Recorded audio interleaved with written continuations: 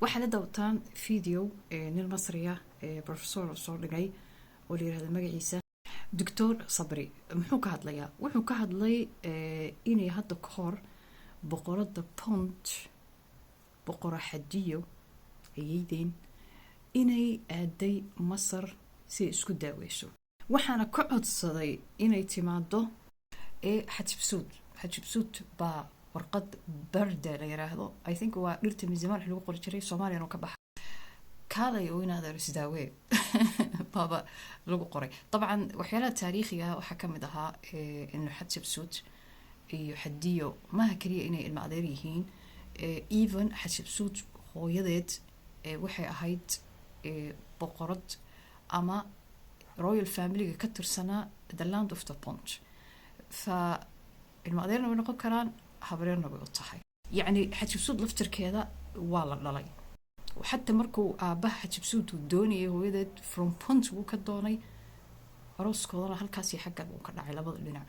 marka qisada warqadan ama bardigan ama naqshadan waxa weeye طبعا iyaga haya Masar baa maanta haysa inuu soo dhawo oo imo uu istaaway because way jiraneed oo xoogaa lugaha bararsanaa.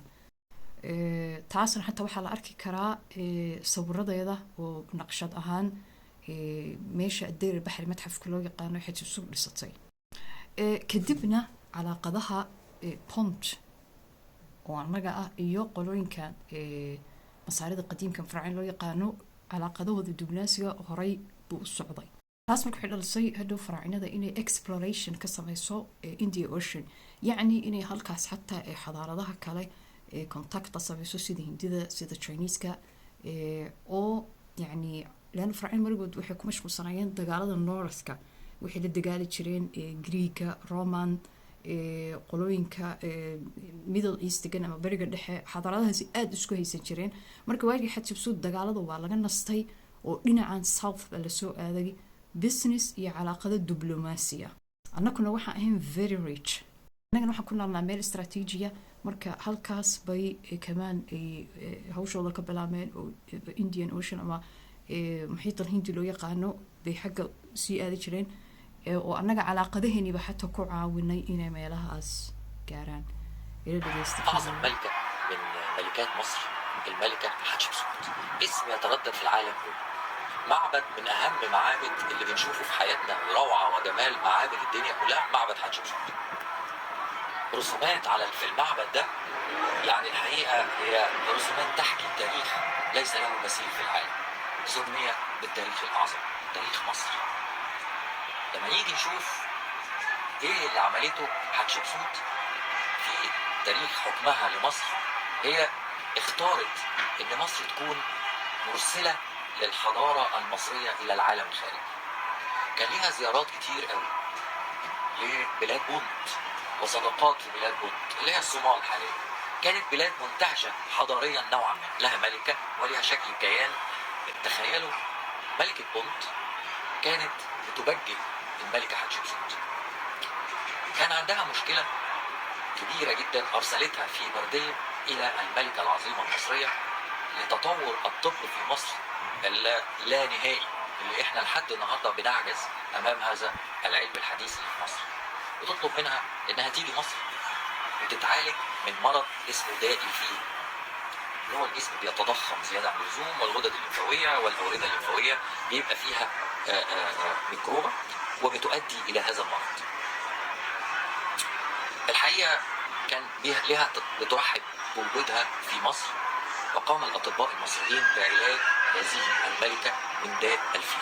إنها جت اتعالجت رجعت إلى الصومال أو بلاد بونت، وكانت بترسل الهدايا وتجزي الهدايا إلى الملكة حتشبسوت بشكل قوي جدا. وعشان كده أنشأت حتشبسوت أسطول من السفن البحرية المصرية، الأسطول البحري المصري، لنقل البضائع من أفريقيا وبلاد بونت. لكن كمان كان لهم مهمة تانية مهمة جدا اللي هي غزو الشرق. كانت مهمة الأسطول إنه يبدأ يعمل أبحاث إزاي يوصل للهند، إزاي يوصل للصين، إزاي يوصل لأستراليا. كان ليا الحظ إن أنا أكون مبعوث رسمي من الدولة المصرية اني اقول كلمه مصر في البرلمان الاسترالي في 2014. الحقيقه لما رحت هناك كان في جاليه مصريه رائعه من المصريين اللي عايشين في استراليا من الخمسينات في الهجره، وهي جاليه مصريه من ارقى الجاليات واحب الناس لمصر.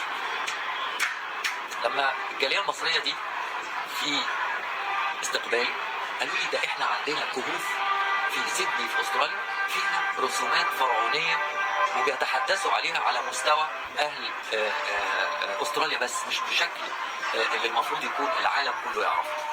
انا ما كنتش مصدق، لكن كان مهم جدا اني اروح ازور الكهوف دي. انا هفرجكم الكهوف دي مرسوم فيها ايه.